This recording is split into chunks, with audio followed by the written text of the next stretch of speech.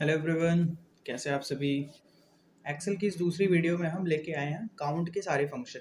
पिछली वीडियो में हमने कवर किया था सम यानी जोड़ने के लिए, और ये वीडियो हम कवर करेंगे काउंट के लिए। बहुत ही स्पेशल और इम्पोर्टेंट फार्मूला है एक्सेल यूज़र के लिए, तो आप इसको ध्यान से देखिए और समझने का प्रयास करिए। काउंट मतलब होता है गिनती करना। अब जैसे कितनी फ़ीस मिली, ये अगर आपको कैलकुलेट करना है तो आप काउंट कर सकते हैं, लेकिन कितने लोग हैं ये काउंट करना है तो काउंट काम नहीं करेगा फार्मूला। ठीक है, तो आइए देखते हैं। जैसे हमने लगाया फार्मूला बराबर COUNT काउंट, आप टाइप कर दीजिए। ठीक, और देखिए वैल्यू एक वैल्यू दो एक एक दे रहा है, मैंने पूरा सेलेक्ट कर लिया एरिया। ठीक, और इंटर। देखिए 14 फीस यहाँ पे लिखी हुई है, या कोई भी नंबर वाला एरिया होगा तो उसको गिनती कर लेते हैं काउंट फंक्शन। अगर आप यहाँ पे किसी चीज़ को डिलीट करते हैं, जैसे हमने इसको डिलीट कर दिया 1500 को, तो देखिए 13 हो गया। या और भी कहीं आप डिलीट करते हैं तो कम होता चला जाएगा। मतलब जितने सेल्स में नंबर लिखा हुआ है उसको काउंट करता है। ठीक है, अब अगर ये देखना है कि कितने खाली हैं तो उसके लिए हम काउंट ब्लैंक यूज़ करते हैं। ठीक है, बराबर COUNTBLANK काउंट ब्लैंक एक ही में रहेगा। टैप करिए, रेंज पूछ रहा है, आपको दोबारा वही रेंज लेनी है या जिस एरिया में काउंटिंग करना है खाली वाले सेल्स की। दो सेल खाली है, ठीक है, तो खाली सेल्स की गिनती करनी है तो काउंट ब्लैंक। आपको जितने सेल्स में नंबर लिखे हैं वो गिनती करना है तो काउंट। ठीक, अब आगे स्पेशल फॉर्मूला आता है काउंटा। काउंटा जो होता है वो नंबर्स, अल्फ़ाबेट, सिंबल सबकी गिनती करेगा। जैसे हमें देखना है कितने सेल्स में ये नंबर्स लिखे हैं या फिर अल्फ़ाबेट लिखा है, कुछ भी लिखा है। जैसे नाम कितने हैं, तो आप इसको बराबर करिए COUNTA काउंटर। टैप किया है, अब दे रहे हैं एरिया लेने के लिए। आप अलग अलग एरिया ले सकते हैं या फिर आप वैल्यू भी ले सकते हैं। तो हमने ये पूरा सेलेक्ट कर लिया एरिया, इंटर। देखिए 14 सेल्स में नंबर लिखे हैं, तो अगर हम ये नाम को गिनने के लिए काउंट लगाएंगे तो नहीं गिनेगा। तो कभी भी ध्यान रखेंगे कि अल्फ़ाबेट लिखे हों, नंबर्स लिखे हों या कोई सिंबल लिखा हो, वो कितने हैं वो गिनने के लिए हम काउंटा यूज़ करेंगे। ठीक है, तो ये 3 फार्मूले हैं नॉर्मल एक्सेल्स में। अब हम स्पेशल फार्मूले जो आप कह सकते हो कि एडवांस एक्सेल में यूज़ होते हैं, काउंट इफ और काउंट इफ्स। इसको समझिए। जैसे मैं चाहता हूँ कि ये फीस जो है वो 2000 से ज़्यादा कितने लोगों ने दी है, या मैं जानना चाहता हूँ कि भदोही लोकेशन के कितने लोग हैं। ऐसा कुछ कंडीशन अगर आप लगा के जानना चाहते हैं तो आपके लिए काउंट इफ काम आएगा। जैसे हम हेडिंग तैयार कर ले रहे हैं, क्लास और टोटल स्टूडेंट।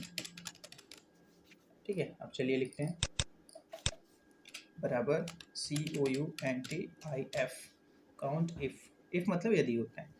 टैप किया, रेंज पूछ रहा है तो हमें क्लास के लिए फार्मूला लगाना है, तो क्लास का रेंज यहाँ पे इस एरिया को सेलेक्ट कर लिया। सिंगल कॉमा, आप इसके सजेशन को फॉलो करते जाइए। रेंज बोला इसने, हमने रेंज ले लिया, फिर सिंगल कॉमा। क्राइटेरिया, क्राइटेरिया मतलब क्या नियम आप लगाना चाहते हैं, तो नियम आप लिखेंगे कहाँ।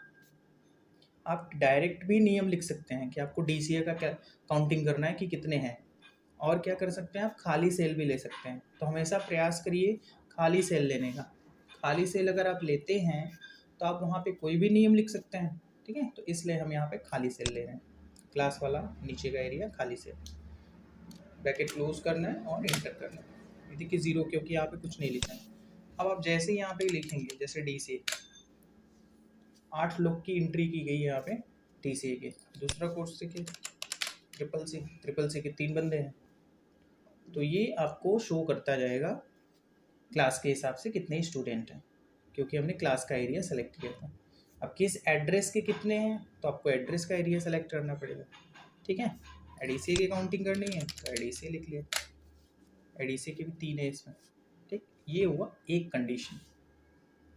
अब अगर कभी कभी होता है कि मल्टीपल कंडीशन लगानी हो, कि जैसे DCA के भदोही के कितने बच्चे हैं, या DCA के भदोही के गर्ल्स कितनी हैं या बॉयज़ कितने हैं, है ना। इस तरीके से आप अगर कंडीशन लगाना चाहें तो लगा सकते हैं। ठीक है, चलिए समझते हैं। जैसे उसके लिए अलग से क्लास और लोकेशन और हमने डाल दिया टोटल स्टूडेंट।